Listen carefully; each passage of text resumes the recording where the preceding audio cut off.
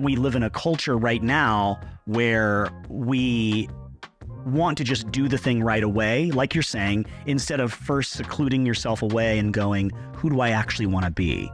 Exactly right. Yeah. So my question to you is, if you wouldn't mind, what are, like you talked about, I read these 50 books on niches, and I read and this, and I studied this. What are some of the things? How do you kind of get away? What are some of the things you're reading? What are some of the things you're watching? Who are you listening to? I know you've already said some names that actually allow you to help foster some identity, create some passion in your life, define some purpose, things like that. Yeah. I looked up as we've been talking here because I mentioned Jesus was talking about John the Baptist, and he said, what'd you go out to the wilderness to see? A man clothed in garments. I mentioned that one. Gorgeously appareled, luxurious king's courts. Or a prophet, I tell you more than a prophet. But the first thing he said was, what did you go out to wilderness to see? A reed shaken by the wind. And this is kind of interesting because the study notes here say, did you expect to see an unstable self-seeker moved with every whim of popular applause and opinion? Interesting. That's gnarly.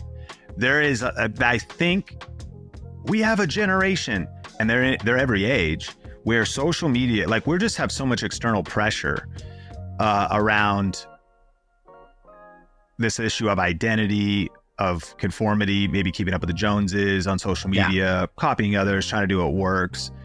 And sometimes, and it very much could be self-seeking, moved with every whim of popular opinion, jumping on this trend, jumping on that trend. But back to the values and principles, where do you actually stand?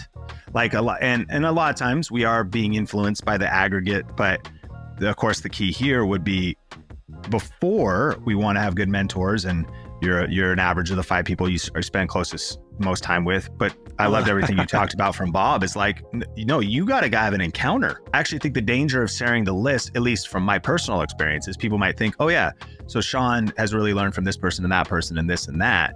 But any level of fortitude and being the opposite of a reed shaken by a wind is Holy Spirit, prayer, fasting, encounter, planted in local church, trying to read the Bible cover to cover. I'm Patrick. I'm a husband, a human, a dad, a creator, and a worship pastor living in New York City. And what you just watched was a short snippet from a conversation I got to have with Sean Cannell, the CEO of Think Media. If you want to see the rest, click the link down in the description.